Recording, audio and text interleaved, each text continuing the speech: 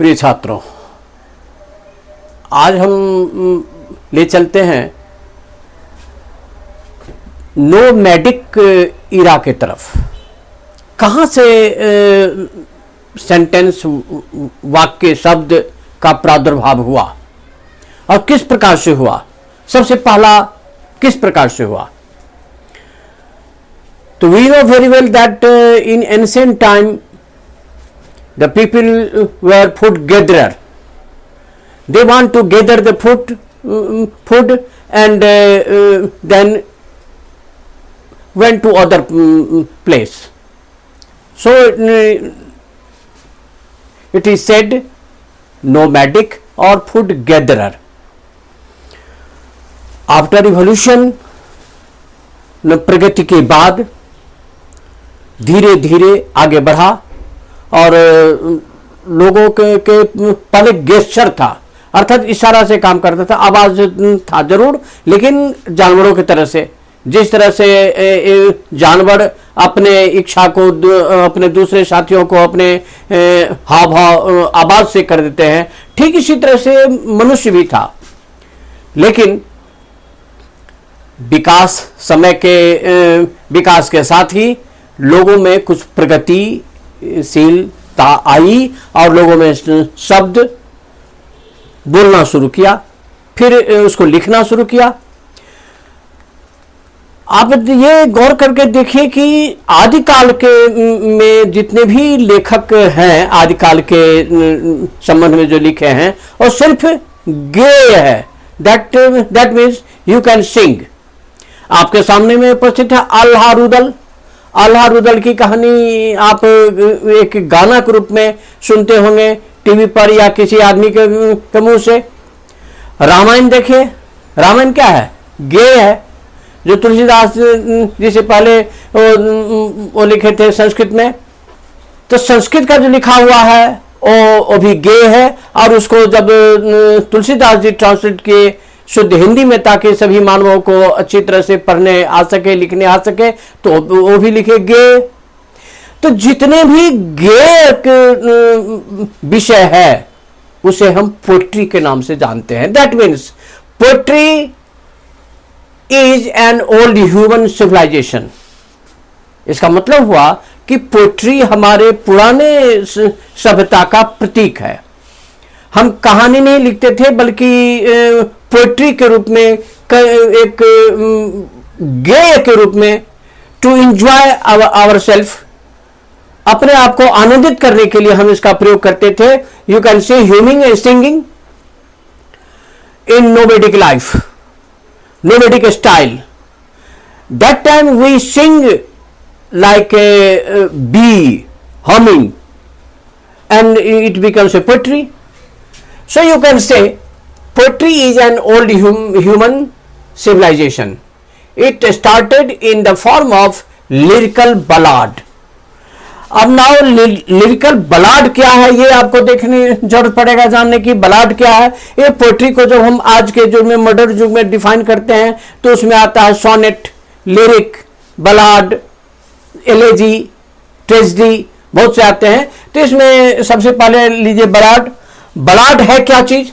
बलाड is a song telling a story, song telling a story usually sad and painful, using a stanza in which 4 lines form a unit.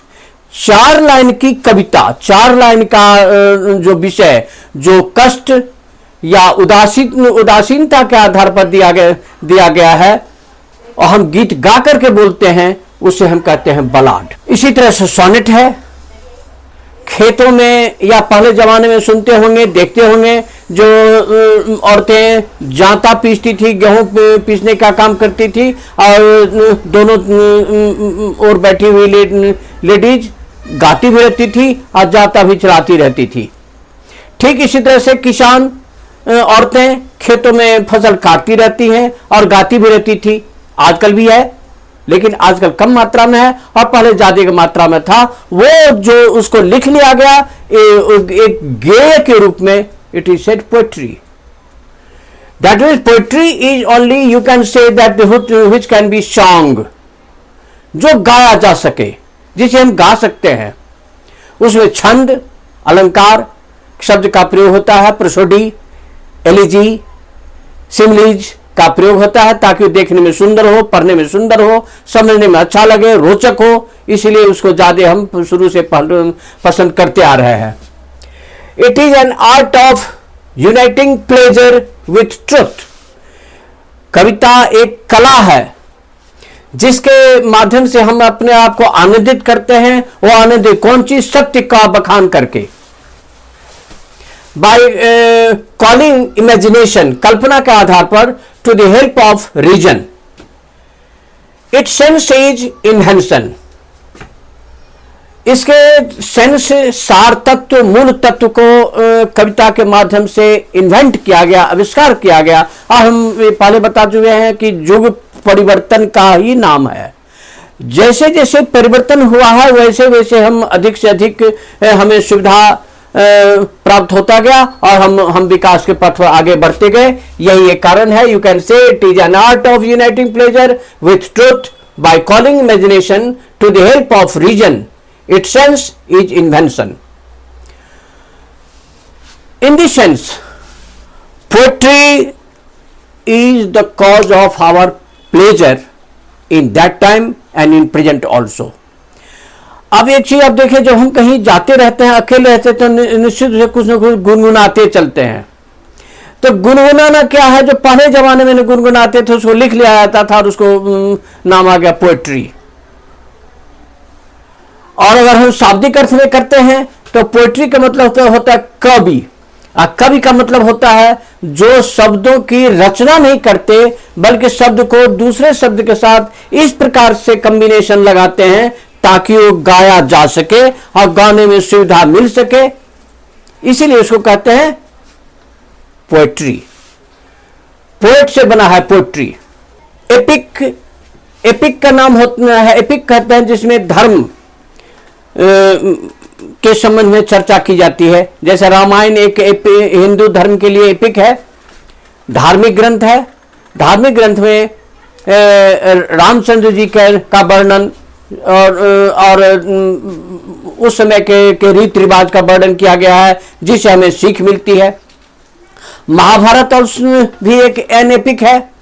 इसलिए epic उसमें कृष्ण किस प्रकार से राजनीति को दर्शाया है, अपने कर्तव्य को दर्शाया है, 16 कला क्या चीज है, किस प्रकार से किसके साथ क्या व्यवहार करना चाहिए, राजनीति क्या है, युद्ध नीति क्या है, इंसानियत क्या है, ये सब उसमें सिखाया है ताकि हम मानव आज के जो है वो उससे कुछ सीख ले सकें और अपने को विकास में ला सकें। इसके लिए एपिक, तो बलाड, एपिक, सोनेट, इस सब की चर्चा हम दूसरे अध्याय में करेंगे। आज का ये टॉपिक है। आपको ये क्वेश्चन भी आता है पोएट्री के संबंध में कि define the poetry, what is poetry, how can you read poetry, what is the features of poetry. You can write like this. Thank you.